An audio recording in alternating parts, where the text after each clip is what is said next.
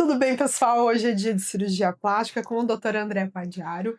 E, para começar, vamos saber a opinião dele sobre como atingir aquela beleza natural que todas nós gostaríamos de saber com cirurgia plástica, Dr. André. Prazer em conversar com você.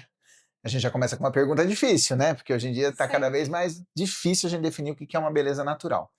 Mas eu acho que o fundamental beleza natural é não ter exagero, né? Então tudo que fica exagerado, tudo que fica excessivo, fica agressivo, acaba perdendo a naturalidade. Então se você vai fazer um preenchimento, aqueles preenchimentos excessivos, não fica bonito, não fica natural. Ou se você vai colocar uma prótese exageradamente grande, que vai até te trazer problema, né? Pode até trazer um problema na coluna. Isso também não é legal. Então, tudo que fica exagerado, que chama atenção demais, acaba não ficando natural. E hoje a gente está tomando um caminho inverso, né, na cirurgia plástica. A gente teve um período, já tem uma carreira, tem uma certa longevidade, e eu já peguei um período em que a gente foi para um excesso, né? Então a gente colocava próteses muito grandes, era comum colocar pacientes de prótese de 400 ml, e aqueles preenchimentos enormes, né? Isso está diminuindo. Então, a gente tem percebido que as pacientes têm escolhido próteses menores, algumas pacientes têm até tirado as próteses, aumentou muito a cirurgia que a gente chama de explante, que é aquele em que ela retira a prótese, isso tem aumentado, né? Então, eu acho que a naturalidade, ela vem com o que é normal, com a normalidade, sem exagerar nos procedimentos, sem chamar muita atenção, né? Evitando aquela que a gente chama hoje em dia que é a demonização facial, que é uma coisa que é muito artificial e acaba que ninguém gosta, né? Uma pergunta que é difícil, mas eu acho que é ampla e vale a pena a gente falar sobre a idade ideal para fazer uma cirurgia plástica. Poderia falar um pouquinho Claro. sobre A, o que você a gente tem acha? que ter em mente que a cirurgia plástica é muito ampla, né? Então a gente atua em diversas áreas, com diversos tipos de cirurgia. Então, se eu penso, por exemplo, numa criança, existem idades próprias para algumas cirurgias que são para as crianças. Então, por exemplo, aquela cirurgia da orelhinha abano. A gente sempre recomenda que essa cirurgia seja realizada antes dos 6, 7 anos de idade. Não tão pequenininhas, mas nessa fase aí, no pré-escolar. Porque quando a criança acaba entrando para a escola, sempre acaba aquelas brincadeiras de criança e apelido de Dumbo e uma série de coisas que causam problemas, até geram um certo bullying com as crianças. Então, por exemplo, a idade ideal para operar a orelhinha abano é ao redor dessa idade. Uma coisa comum que a gente vê também, principalmente em meninas jovens, assim, estão infelizes com o nariz, né? Então eu já atendi várias vezes meninas com 12, 13, 14 anos para operar o nariz, mas não é uma idade adequada, né? O que que a gente tem? A gente tem o centro de formação óssea do crescimento nasal, que ele ainda se desenvolve até os 16, 17, às vezes até se prolonga até os 18 anos. Então, por exemplo, para operar o nariz, a gente sempre espera que ela atinja uma idade um pouco maior, ali aos 18 anos, né? Também a mama, né? A gente sabe que às vezes adolescentes, claro, tem meninas que já menstruaram cedo e formam o corpo muito cedo, mas muitas delas vão terminar o seu desenvolvimento com 16, 17 anos. Então, em geral, a gente sempre costuma esperar um pouquinho, né, para fazer essas cirurgias, né? Colocar uma prótese, então lá para os seus 18, 19 anos de idade. Em contrapartida, tem as cirurgias das pessoas que têm mais idade, né? Então, por exemplo, em relação à cirurgia da mama, em relação à cirurgia do abdômen, tirar aquela gordurinha. Nas pacientes mais jovens, em geral, elas não têm tanta flacidez de pele, né? A flacidez é menor. Então, uma lipoaspiração às vezes é suficiente. Já uma mulher que teve filho, né? Que teve uma gravidez, que engordou ali 10, 12, 15 quilos numa gravidez e depois tem o parto, acaba tendo sempre uma flacidez. Então, essas vão ser as pacientes que vão se beneficiar mais de uma lipoaspiração associada à abdominoplastia, porque você vai tratar a gordura localizada e você vai tirar aquele excesso de pele, né? Sim. E também tem as pacientes de mais idade, que aí a gente começa a necessitar das cirurgias da face. Então, a cirurgia para rejuvenescimento facial, para rejuvenescimento das pálpebras. Hoje em dia as mulheres têm sido muito mais bem tratadas, né? Elas têm se cuidado muito mais. Então, têm usado protetor solar, têm evitado a exposição ao sol excessivo. O cigarro não está em moda, então o cigarro também é um fator de envelhecimento. Então, todos esses fatores, e hoje em dia as mulheres se cuidam mais, né? As pessoas em geral, então elas usam algum tipo de produto, elas usam preenchimento, elas usam um botox, elas fazem alguns procedimentos. Isso fez com que a gente atrasasse um pouco a necessidade de fazer um procedimento cirúrgico na face. Então, para rejuvenescimento facial, a gente está falando em alguém ali um pouco à frente dos 50 anos, mais para os 60 anos. Essas são as pessoas que vão precisar de uma cirurgia para rejuvenescimento facial, porque muitos daquilo que a gente chama de procedimentos ancilares, que são cremes, peelings, botox, preenchimentos, isso fez com que a gente atrasasse um pouco esse processo. Então, cada cirurgia tem o seu momento certo. E o máximo de idade, assim, que você sugere? Porque a gente tem 40, 50, 60 a mais, tudo bem. É, Mas 70, 80 a mais, é, pode fazer cirurgia plástica também? é até uma questão para minha própria mãe, que quer fazer, minha mãe tem 76, ela quer fazer cirurgia plástica. Claro que você tem que tomar mais cuidado, né? Uma pessoa que está ali nos 70 a mais, 80 a mais, não dá para se submeter a uma cirurgia de muitas horas, Tá. né? Então a gente tem que ver bem as condições de saúde, ver como é que está a questão cardiológica, o estado de saúde dessa pessoa, e dá sim para fazer algum tipo de cirurgia, principalmente as cirurgias faciais, que elas são as que elas mais querem nessa faixa etária, né? Vou te falar que 80 realmente é mais incomum, né? Eu já tive paciente 80 a mais que quis fazer, mas a gente toma mais cuidado com essas pessoas, porque elas precisam, né? A gente sabe que o cuidado tem que ser muito maior devido aos riscos envolvidos, mas é possível também. André, e para quem está nos ouvindo, nos vendo, pensando em fazer uma cirurgia plástica, eh, uma 40, 50, 60 a mais, mas que está louca já para entrar em contato aí com as meninas para agendar. Que cuidados, assim, no pré-operatório a gente tem que ter antes de buscar um cirurgião plástico? E aí eu vou fazer uma ponte que eu vejo muitas das minhas amigas perguntarem, por exemplo, depois de ter filho, gestarem, já estarem, não quero mais gestar. Quanto tempo depois, de uma gestação, por exemplo, a gente pode pensar, né, ou depois que emagreceu, "Ai, vamos fazer uma cirurgia plástica". O que que você sugere no pré-operatório, assim, para a gente ter um resultado melhor? Um bom resultado cirúrgico ele vai depender de um bom contato pré-operatório. Acho que eu já cheguei a comentar com você que cirurgia plástica é expectativa. Sim. Então, o tempo inteiro a gente está lidando com expectativa. Então, a gente sempre tenta conversar para entender o que que a pessoa espera, e não é fácil, às vezes a gente até nem consegue compreender totalmente o que a pessoa quer, e ela mesma às vezes não consegue, porque às vezes ela queria uma coisa, você faz a cirurgia e ela fala: ah, não, não era isso que eu queria uma prótese maior, queria uma prótese menor. Isso pode acontecer. Mas, em geral, acho que tem que ter uma boa conversa para a gente entender a expectativa e ver o que a pessoa quer, o que que ela deseja de melhora. E a gente tem que, de alguma forma, deixar claro o que é possível. E por mais que pareça, a cirurgia plástica não faz milagre, né? Existem coisas da sua constituição física que são. Não, eu não posso transformar uma pessoa de 1,50 m numa pessoa de 1,80 m. É impossível, né? Então, quando você vai fazer uma cirurgia plástica, existem algumas limitações. Então, por exemplo, às vezes eu recebo algumas pacientes que estão muito acima do peso ideal. E às vezes ela acha, ah, eu vou fazer uma cirurgia plástica para resolver isso. E não é esse o processo, né? Em geral, você precisa, não é que você precisa estar no peso perfeito, não precisa até, muitas cirurgias. Mas você tem que estar mais próximo do ideal, porque a cirurgia plástica ela vai te modelar, né? Ela vai servir para modelar o seu corpo. Então, se você está muito acima do peso, por exemplo, então a gente sempre recomenda algum tipo de tratamento para obesidade primeiro, para depois você conseguir fazer uma cirurgia que vai ter um resultado adequado, né? Então, é fundamental que você entenda bem o que a pessoa deseja, o que que ela quer fazer, para que a gente consiga oferecer o melhor resultado possível. Além disso, a gente tem que fazer uma boa avaliação clínica, né? Existem, assim, cirurgia plástica, hoje em dia existe uma banalização da cirurgia plástica. Então, muita gente acha que cirurgia plástica é igual entrar num cabeleireiro, né? Você entra no cabeleireiro, vou lá, corto o cabelo e saio e ok, deu certo, deu, não deu, despontado, semana que vem eu volto e troco de novo. Não. Cirurgia plástica não é isso. Cirurgia plástica é uma cirurgia que envolve riscos, né? Então, assim, você tem que fazer uma boa avaliação clínica prévia, pedir exames adequados para ver se ela tem condições suficientes de suportar isso. A paciente ela tem que estar ciente que no pós-operatório ela vai ter que ter alguns cuidados, né? Então, ela vai ter que saber que ela vai ter que respeitar o repouso, que muitas vezes ela vai ter que usar uma cinta elástica, que ela vai ter que evitar o sol, que em algumas dessas cirurgias ela vai ter que fazer uma drenagem linfática, que ela vai ficar roxa, vai ficar inchada, e isso demora um tempo para o organismo absorver, né.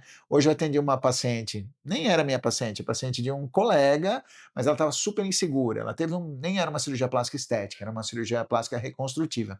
Ela teve um trauma, ela caiu e teve uma destruição da maxila, né. E ela teve que fazer uma cirurgia para reconstruir essa maxila, e ela me voltou hoje, ela tinha uns 22 dias que ela tinha operado, né. Estava super roxa, super inchada e estava insegura, né, achando que e aí eu acalmei, falei que: "Ó, estava ótimo o trabalho do colega", e realmente estava, né, porque a gente tem um processo natural do organismo, né. As cirurgias, ela tem um processo de recuperação, então você vai precisar de 3, 6 meses, às vezes, para que você consiga ter um resultado final da sua cirurgia, e aí você tem que tomar o cuidado para que isso aconteça. Então, usar uma cinta elástica adequada, fazer uma drenagem linfática, às vezes você precisa de algum outro tipo de procedimento junto para melhorar esse resultado, e aí sim, você vai conseguir o melhor resultado possível, com cuidados tanto no pré quanto no pós-operatório. Com certeza. André, você falou agora sobre cuidado de pós-operatório. A gente tem todo esse processo de cicatrização.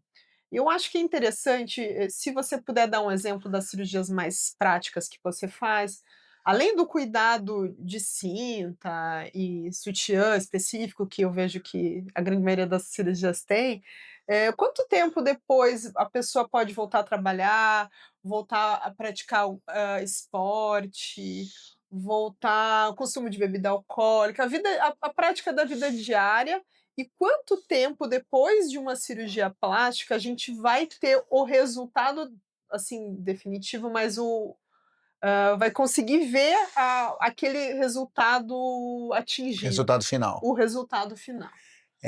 Então, para a cirurgia plástica em geral, além dos cuidados de cinta, drenagem e tudo mais, existem os cuidados que você tem que ter mudanças da sua vida, né. Então, em geral, claro que isso depende do tamanho da cirurgia que você for fazer. Quanto Claro. maior a cirurgia, maior o tempo de recuperação. Em geral, eu sempre falo que e também o trabalho é outra questão que também vai depender do tipo de trabalho que você Com tem. certeza. Então é sempre bom, quando você vai se programar para fazer uma cirurgia plástica, você pensar: "Qual é o trabalho? O que que eu faço? Eu consigo trabalhar home no computador?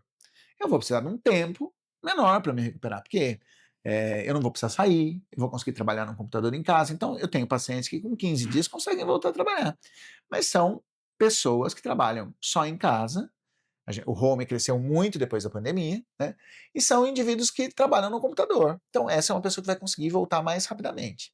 Se fosse a gente, por exemplo, que é Eu, por cirurgião, exemplo. você ia demorar mais, eu também, né. É porque a gente depende do trabalho presencial, de estar ali operando, de ter um desgaste físico, né, quem opera sabe que tem um desgaste físico para fazer aquilo. Quando você tem um tipo de trabalho igual a esse, eu sempre recomendo 30 dias, que é o ideal, Tá. tá.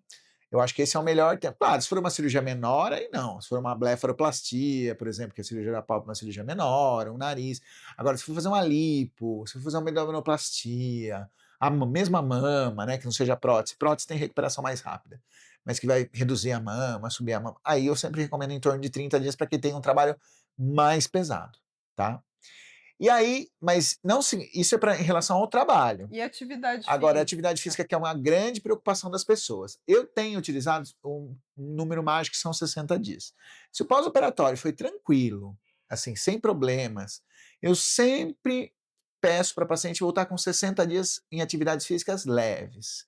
Então vai começar uma caminhada, de repente uma bicicleta leve, e aos poucos isso vai aumentando. Ao redor de 3 a 4 meses, aí a gente já consegue normalizar, E né. aí academia, Aí essas já coisas. pode voltar e fazer as coisas normalmente. Eu, por exemplo, jogo tênis, né. Eu Isso. adoro jogar tênis, eu ia sofrer se eu tivesse que ficar afastado disso. Mas, por exemplo, se eu operei a mama, não dá para jogar tênis ali em menos de 2 meses, né. 2, 3 meses você vai precisar para poder voltar para estar recuperada. Então depende, a atividade física vai depender de qual a cirurgia que você fez, da localização e do tipo de esporte que você faz. Com Tem certeza. esportes que você vai conseguir voltar mais rápido, outros menos rápido, mas em geral 2 a 3 meses, mais para 3 do que para 2. Dirigir é outra preocupação, essa sim a gente consegue voltar mais cedo, tá. Tá, 21 a 30 dias você consegue voltar a dirigir, tá ótimo. tá. Agora carregar coisas pesadas, por exemplo, tem um filho pequenininho, né, preciso carregar, tive mas você comentou da cesárea, né, fiz a cesárea, já tive meus filhos, mas às vezes o filho é muito pequenininho. você sabe que você vai precisar de um auxílio aí, né, porque a gente sabe que criança demanda, você tem que pegar no colo, às vezes você tem que dar um banho, você tem que carregar. Muito provavelmente, se essa criança é muito pequena e depende de colo, você vai precisar se programar a ter alguém que vai te auxiliar, uma mãe, uma irmã, um pai, enfim, alguém que vai conseguir te ajudar nesse processo, porque você não vai conseguir fazer isso. André, uma pergunta que também tenho interesse em saber, como a gente pode melhorar a cicatrização da pele no pós-operatório de uma cirurgia? Que dicas na cirurgia plástica a gente pode utilizar para cicatrização de pele em qualquer cirurgia, em neurocirurgia, em cirurgia ortopédica também? É interessante porque sempre que a gente pensa em cicatriz, a gente associa em cirurgia plástica, porque está diretamente relacionado com a nossa área, né. Muita gente pensa assim: "Ah, eu vou fazer uma cirurgia plástica porque eu não vai ficar cicatriz". E é mentira, né. Toda cirurgia, ela deixa uma cicatriz, e a cirurgia plástica também deixa uma cicatriz. A diferença é que muitas vezes a gente esconde essa cicatriz, né, então a gente põe em áreas escondidas, dentro da calcinha ou aqui no cantinho do rosto ou no sulco palpebral. Então, essa é uma primeira coisa que faz com que a gente ache que não tem cicatriz na cirurgia plástica. Para você ter uma boa cicatrização, tem muitos fatores envolvidos, né. O primeiro deles, e que é inerente a cada indivíduo, é o fator genético, né. Então não tem jeito, existem algumas patologias, que são a cicatriz hipertrófica e o queloide, principalmente, que são associadas a condições genéticas. Então, há indivíduos que têm uma tendência a ter uma cicatrização pior, né. A gente sabe também que quanto mais idoso o indivíduo, melhor a característica da cicatriz. Pode até demorar mais para cicatrizar, mas em geral a cicatriz vai ficar de melhor qualidade. No mais jovem, que você está com o colágeno lá fervilhando, né? Em geral, as cicatrizes tendem a ficar um pouco maiores e um pouco mais visíveis. Então, essas são condições gerais que a gente já sabe. Se você é um indivíduo que tem uma tendência a ter uma cicatrização pior, em geral isso é familiar, né? E aí você tem histórico na família, de alguém que já teve um queloide, ou de você mesmo que fez um corte bobo e ficou com uma cicatriz de queloide. Essa pessoa você já tem que estar, antes de tudo, sabendo que por mais que você faça tudo, existe uma grande chance de se desenvolver um novo queloide. Mas se você é um indivíduo que não teve isso, que não tem essas predisposições genéticas, existem algumas coisas. Então, assim, em cirurgia plástica existem as condições ligadas à cirurgia, então a escolha do fio que você faz, o quanto você deixa tenso a sua cirurgia, tudo Nossa. isso vai influenciar, mas são algo que a paciente não pode controlar. E por outro lado, existem algumas outras coisas que podem ser controladas. Então o ideal é que você faça um repouso adequado para evitar que aquela cicatriz abra, porque se uma cicatriz abrir, ela vai fechar o que a gente chama de cicatrização por segunda intenção. Então ela vai fechar sozinha. E toda vez que uma cicatriz fecha sozinha e não com corte do ponto, ela tende a cicatrizar um pouquinho pior e deixar uma cicatriz um pouco mais feinha. A gente sabe também que o sol prejudica a cicatrização, então isso é outro fator que pode também deixar a cicatriz mais escura, mais escurecida. Aquela cicatriz escura geralmente tem muita relação com quem toma sol. Queloide ou uma cicatriz hipertrófica. Então é mais ou menos assim que funciona. Então hoje em dia o que a gente tem mais evidência de que funciona mesmo são esses curativos e plaquinhas de silicone são os que a gente mais utiliza e que dão os melhores resultados. Nossa, muito legal. Cicatrização de feridas, e queimaduras. André, a gente sabe que você tem toda essa expertise aí do teu trabalho no Hospital das Clínicas, e eu acho que é importante a gente tem bastante audiência de criança, de mãe. Qual que é o que que a gente deve fazer depois de uma queimadura de pele em casa, com acidente doméstico? Qual que é a primeira recomendação, seja criança, adulto, que a gente deve fazer de primeiros socorros em casa? Essa pergunta é muito interessante, assim. Primeiro a gente tem que saber que existem várias causas para queimadura. O que vai ser a queimadura? Vai ser alguma lesão na pele que vai ter sido provocada por algum tipo de agente. E existem alguns diferentes tipos de agentes que provocam queimaduras. Então a gente tem, por exemplo, o mais comum, que é a queimadura térmica, que é aquela causada pelo fogo ou por algum líquido aquecido, sendo mais comum a água, né? Mas também pode ser um café, alguma outra coisa assim. Então essas são as queimaduras mais comuns que a gente tem no Brasil. Mas existem outros motivos para queimadura. Então a gente tem queimaduras por ácido, queimaduras por base, que são o que a gente chama de queimaduras químicas. A gente tem as queimaduras elétricas, né? A eletricidade também provoca queimaduras, e Queimadura. aí são mais graves, né? São menos comuns para a casa da gente, a não ser aquela queimadura que você tem uma tomada e a criancinha vai lá e coloca o dedo na queimadura ou pega um fio desencapado e coloca na boca, né? E a gente tem o frio. Frio também provoca queimadura. Não é muito comum porque a gente não vive num meio Sim. frio, né? Mas se for para países europeus, em geral, o frio também pode provocar queimaduras. Mas vamos pensar no mais comum, né? Que é a queimadura térmica por calor, por fogo ou por líquido aquecido, que é o mais comum. A- o que a gente recomenda inicialmente sempre é lavar. Então, coloque embaixo da água corrente, você diminui a temperatura, você diminui a necrose, então deixa aquela lesão de água corrente. Caiu líquido, café quente, lava a lesão numa água quente corrente, Uma tá? água geladinha, né? Geladinha, tá bom? Não água quente, mas uma água geladinha. Só que aí tem milhões de crendices urbanas, né? Então tem gente que fala que é para botar pasta de dente, tem gente que fala que é para botar borra de café. Olha, já colocar de tudo em cima da Eu queimadura, mas imagino a que minha seja. dica é não coloque nada. Coloque água corrente, lave e vá procurar um atendimento médico. A não ser que seja uma queimadura muito pequenininha, né, que a gente consegue tratar com uma pomadinha pequena em casa, mas as queimaduras um pouco maiores, é melhor ser atendido por alguém que vai fazer um atendimento adequado, vai ver se tem bolha, se não tem bolha, se tem que tirar aquela bolha, qual o produto que a gente vai usar. Hoje em dia a gente tem muitos produtos modernos. Quando a gente se formou, só tinha lá a sulfa de prata, que era aquela pomada branca. Hoje em dia não, hoje em dia a gente tem um monte de novos curativos, que você não precisa trocar todo dia, que você pode trocar às vezes a cada 2, 3 dias. Então acho que é mais seguro. Então a minha dica é lavar em água corrente.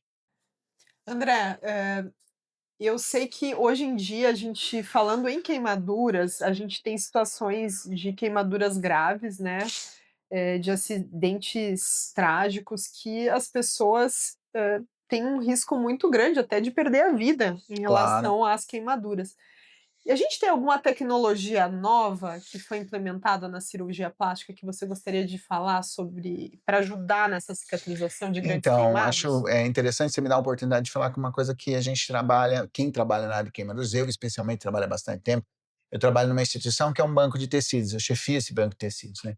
Para que servem os bancos de tecidos? Os bancos de tecidos, eles são estabelecimentos em que a gente pega tecidos de outras pessoas para transplantar. Então a gente usa a pele de cadáver, que a gente usa para tratar queimaduras, e atualmente a gente teve a incorporação de uma nova tecnologia no SUS, né? Que é a membrana amniótica. Então, o que é a membrana amniótica, para quem não sabe, né? Quando a gente tem o nascimento do bebezinho lá, a gravidez, ele vive dentro do útero, naquela estrutura que é a placenta. E a parte mais interna da placenta é o âmnion, a membrana amniótica. Esse âmnion, ele vai produzir o líquido amniótico, que é onde o bebezinho fica, né? Durante todo o desenvolvimento dos 9 meses. O que a gente começou a descobrir?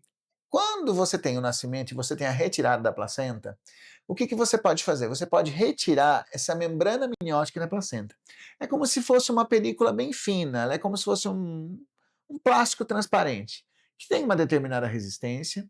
E qual que é a vantagem desse tipo de material? Esse tipo de material ela tem dentro dele uma série de fatores de crescimento e de fatores de redação do processo inflamatório, tá? Então a gente, no momento do nascimento, geralmente em pacientes que tiveram cesárea, a gente entra junto, a gente retira aquela membrana, leva para o banco de tecidos, prepara, né? Então faz uma série de processamentos químicos que a gente faz nesse material e a gente consegue armazenar esse material até 2 anos. Aí, se um indivíduo tem uma queimadura, em geral isso vai servir mais para aqueles, não as queimaduras simples, pequenas, essas não tem necessidade, a gente tem curativos comerciais aí que são boas alternativas. Mas existem pacientes que têm queimaduras muito extensas, então 40, 50, 60% de superfície corporal queimada.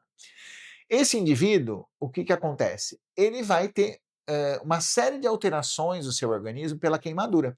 A pele ela é muito importante, ela é o maior órgão humano e ela vai permitir que você regule a temperatura, que você não perca água.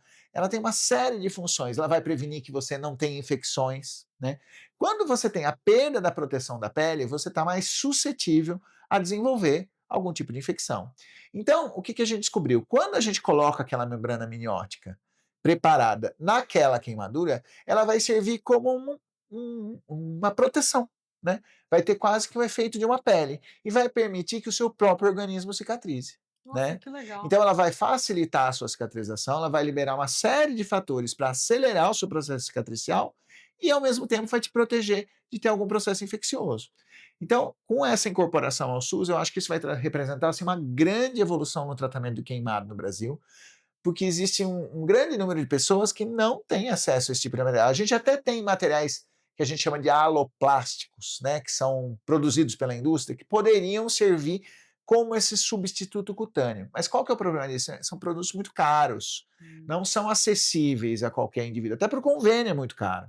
Então a membrana amniótica vai, com certeza, possibilitar que a gente aumente diminua a mortalidade desses pacientes, Nossa, né? que Vai ser legal. muito interessante, eu acho. E como hoje em dia, sei lá, eu tenho uma pessoa, um grande queimado, acontece aí uma eventualidade dessas. Como os profissionais, o hospital, tem acesso ao banco de tecidos É, para assim, né? como que funciona essa parte burocrática, A André? gente tem que ter em mente que realmente quem vai utilizar esse material vai ser não é uma coisa que vai ser para o indivíduo comum usar na Sim. queimadura pequenininha dele, vai ser para o profissional de saúde mesmo que está tratando de um grande queimado. Então, qualquer indivíduo que esteja numa unidade de queimado que tenha esse grande queimado, ele vai poder se cadastrar no Ministério da Saúde. Hum. Então, o seu serviço pode ser cadastrado como médico transplantador de membrana amniótica. E você pode entrar em contato com um dos bancos que produzem membrana amniótica. Existem alguns, né? A gente está produzindo, mas existe no Rio Grande do Sul, existe no Rio de Santa Janeiro, Casa de Porto Alegre? Deve Santa ser. Casa de Porto Alegre, no Rio de Janeiro, em Curitiba, também já estão começando a produzir. E você pode entrar em contato com um desses serviços, e se eles tiverem disponibilidade, a gente distribui esse material para a unidade de queimados para tratar esse indivíduo, né. Ah, que ótimo. Então, mas vai ser um serviço integrado nacionalmente para tratar esses pacientes. Claro que isso vai ser principalmente para o grande queimado, tá. Não é para tratar uma queimadura pequenininha, não tem sentido, existem curativos convencionais que a gente pode fazer isso. Mas um grande queimado que não tem tantas opções ainda, que existe um grande risco de falecimento do indivíduo, aí sim a membrana vai ser maravilhoso. E existe algum protocolo de tratamento para membrana amniótica? De quanto tempo depois de uma grande queimadura pode Em usar? geral em geral a gente recomenda precocemente, tá. Ah, Então se você teve uma queimadura de segundo grau médio ou profundo, você pode utilizar em 48, 72 horas, você já pode estar utilizando, tá. E aí você mantém esse material, e aí varia um pouco na literatura, a gente tem gente que mantém 7 dias, a gente tem gente que mantém 14 dias. Na minha experiência pessoal, eu tendo a manter mais por 7 dias, né. E a gente pode reaplicar o material, né. legal. Porque daí vai reestimular essa cicatrização, né. Então, mais ou menos esses os protocolos que têm sido estabelecidos. Mas eu devo salientar que essa é uma área que tem muita pesquisa, né, porque é novo, né, Claro. principalmente no Brasil. A gente sabe que em países europeus e nos Estados Unidos isso já era utilizado há mais tempo, mas no Brasil isso não estava liberado, né. E agora com essa liberação a gente tem um grande campo para a gente estudar e entender melhor esse processo e ver quais as vantagens, saber as indicações, né, porque na minha opinião pessoal, eu acho que a membrana amniótica vai servir muito para os queimados de segundo grau, principalmente de espessura média e espessura um pouco mais profunda, e para o terceiro grau a gente ainda vai usar a pele de cadáver, né, acho que ainda Hum. vai ser mais adequado o uso da pele de cadáver. E André, você falou de banco de pele, né, então às vezes as pessoas desconhecem que quando a gente, doa órgãos, a gente não doa só, coração, fígado, pulmão, a gente pode doar ossos e a gente pode doar pele, córnea, várias estruturas, biológicas, né. E conta um pouquinho pra gente como que funciona essa doação de pele e quais pacientes a gente vai usar a pele de cadáver para tratamento? Então, a doação da pele de cadáver, ela está atrelada ao sistema de doação de órgãos, né. Para você ser um doador de pele, em geral, a gente usa aquele doador que a gente chama de doador, falecido, cadáver, né, É que nem para córnea, eu que nem acho. para córnea. Então, o que que a gente faz? Quando a gente tem a oferta, né, a gente conversa com a família, vê a disponibilidade de doar, aí a família se predispõe a doar, a gente colhe uma série de exames. É um pouco mais rigoroso o processo de seleção do Hum, doador, né? Porque a gente tem que ter uma maior segurança na redução do risco de transmissão de doenças. tá. Menor do que a gente tem, por exemplo, no fígado, embora exista, mas da pele é um pouco mais rigoroso isso. E aí a gente, enfim, tem essa oferta de doação, a gente vê se preenche os critérios, e aí a gente vai até lá e coleta, né. Então a gente tem um aparelhinho que chama dermátomo elétrico, que a gente consegue tirar uma espessura bem fininha da pele. O pessoal morre de medo, né, acha que é o Jack Estripador, que vai aparecer todo o músculo. Tem uma série de lendas Então sobre é isso. como se fosse uma lâmina fina, Bem faquinha. uma faquinha fina que Isso. tira. Como se fosse, assim, um cortador de queijo, quando você vai cortar um queijo, que a gente tem aquele cortadorzinho Sim, que a gente passa, aquela espessura. É uma espessura bem fina. E aí quando você tira, o que fica na pele é uma mancha branca. E a gente tem o cuidado de fazer isso em áreas escondidas, né, porque, querendo ou não, você tem um enterro, é um ente familiar de alguém, e ninguém claro. quer que essa pessoa seja enterrada com marcas, nem deformada, nem nada disso. Então o que a gente faz? A gente tira de áreas que não vão aparecer. São as pernas, a perna superior, a perna inferior, o dorso, essas são as principais áreas que a gente coleta. Então Uhum. são áreas que não aparecem, não deixam marcas, e aí esse material é levado para o banco de tecidos, ele é preparado, um preparo um pouco mais Rigoroso. rigoroso e exigente do que o da membrana amniótica, e aí quando esse material está pronto, a gente disponibiliza. E quem vão ser os pacientes que vão se beneficiar? Aí são principalmente aqueles pacientes que tiveram queimaduras extensas, porque assim, como que é o tratamento de uma queimadura? Geralmente, o tratamento de um queimado é feito com enxertos autógenos. O que é um enxerto autógeno? Eu tenho uma pele que não foi queimada, eu vou lá, pego aquele mesmo aparelhinho que eu tiro a pele do E cadáver, vou lá, põe no outro lugar. tiro, transplanto aquela pele, naquela área vai cicatrizar e o enxerto vai pegar na área nova, Sim. né? Na pele de cadáver, às vezes tem indivíduos que não têm áreas doadoras suficientes. São poucas áreas doadoras. Então, o que a gente faz?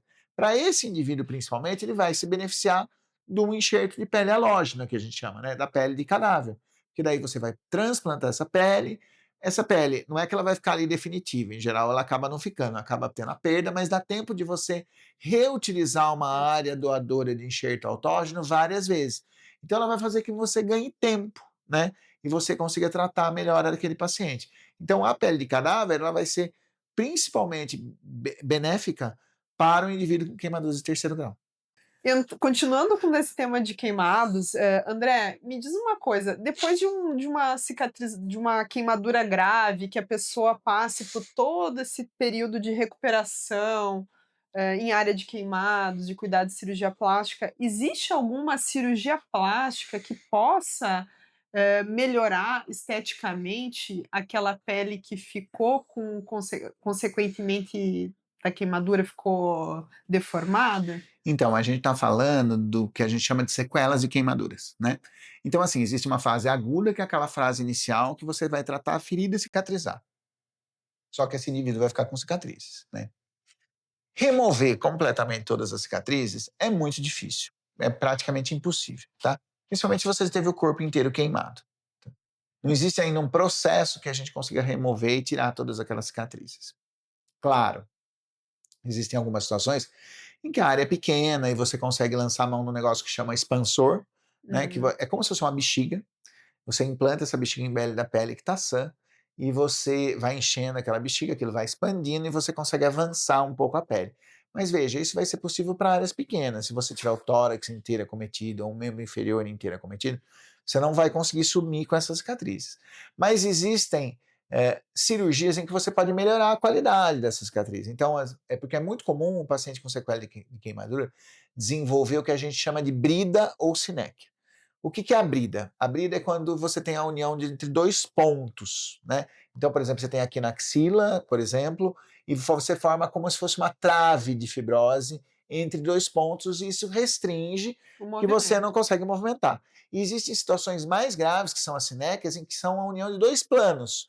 Então, por exemplo, já tive paciente, já vi, em que o queixo, por exemplo, grudou aqui, E né? O ficou. paciente ficou com o queixo completamente grudado aqui pela fibrose. Então, nesse tipo de situação, a gente vai ter que fazer algum tipo de cirurgia para liberar isso. Então, a gente, em geral, corta, libera toda aquela fibrose e faz um enxerto ou faz algum retalho, algo que vai melhorar, ou redireciona a cicatriz. Tudo isso é possível, mas remover completamente cirurgias muito extensas, aí a gente não tem ainda algum mecanismo. Mas a gente fala que o paciente queimado é um paciente para a vida inteira. Pensa numa criança que se queimou, né? Uma menina, por exemplo, que se queimou, ela queimou o tórax, né? A gente sabe que ela pode ter queimado, melhorou a cicatriz, mas a gente sabe que ela vai se desenvolver, ela vai ter crescimento mamário e às vezes aquela pele pode restringir o crescimento mamário. Então você precisa fazer algum tipo de cirurgia, né. Então é um paciente que você vai ter que acompanhar ao longo de toda a vida dele para que essas cicatrizes não gerem transtornos, além de físicos e emocionais, também funcionais, quer dizer, que não vão causar algum tipo de problema que essa pessoa não vai conseguir ter todas as funções que são essenciais para o ser humano. Tem muita coisa, né, para ser Muita, feita. muita.